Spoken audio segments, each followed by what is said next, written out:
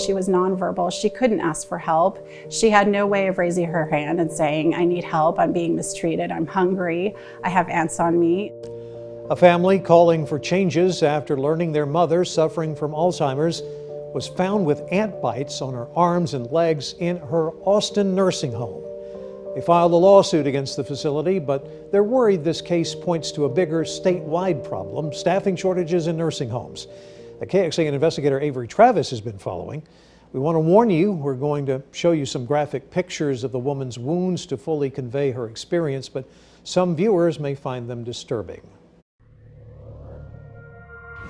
She had this wit that I think about all the time because she was just so funny and would always make us laugh.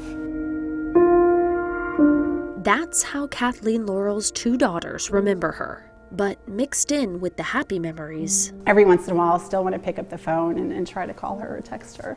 And I can't because she's gone. The sisters learned ants were found in their mom's bed at her Southwest Austin nursing home, Brush Country Nursing and Rehabilitation, and on her body. It's completely unforgivable, and it's something out of a horror story. If you see the pictures. Pictures showing Kathleen's arms and legs covered in red welts and hives, requiring medical treatment. That's the description used by a state health and human services surveyor who was already on site at Brush Country that same night for unrelated reasons. KXAN reached out to HHSC, who verified the document. It was obtained from the state by the family's attorney and then provided to KXAN. It noted Kathleen's jaw was clenched and her legs were shaking as if she was in pain. It was very difficult. Kathleen's husband, Joe, says her condition got worse after that night. A very difficult moment in my life. And I still live it. That's it. Just over 2 weeks later, she died. However, her death certificate does not mention the ant bites. The state surveyor's report did detail those bites, along with falls and missed meals and medications for other residents.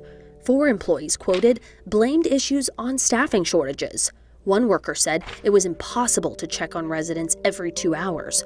Another said some employees had left the job after being overworked. A third called the lack of care residents were receiving due to being short-staffed heartbreaking.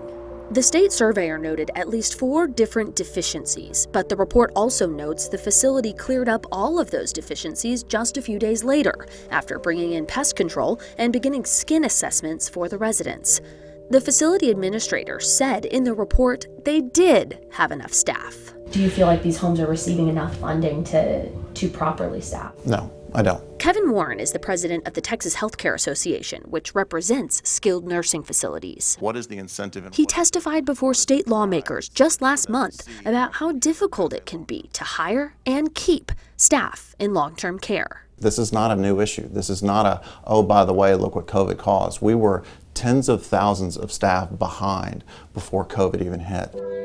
He's hoping the state will boost high school or early college training programs, or set up loan forgiveness for nurses and nurse aides who go to work in nursing homes. But Kathleen's family says they'd like to see minimum staffing requirements in nursing facilities, and more consequences when those standards are not met. To make sure this doesn't happen to anyone else. Laurel's family is now suing Brush Country Nursing and Rehabilitation in civil court. Attorneys for the facility say they cannot comment on any pending litigation, but they did file an answer in court where they deny every claim laid out by the family, and they argue that there are inadequate factual pleadings to make a claim of gross negligence. In the newsroom, Avery Travis, KXAN Investigates. In addition to the nursing home's lawyers, KXAN News reached out to its administrator for a further comment. We will update this story in the investigative section of KXAN.com if we hear back.